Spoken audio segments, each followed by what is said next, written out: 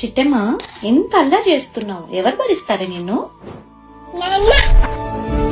చిన్ని చిన్ని పాదాలని నేలైనే మోయనా, చిందే క్షణంలో నువ్వు కింద పడినా ఉంటావు నా మీదనా. నీ చెంతే రెండు చెవులుంచి బయలెల్లనా, ఏ మాట నీ నోట మోగించిన వెను వింటే వింటానే. రానా నిమిషంలోనా నే నన్నే వదిలేసైనా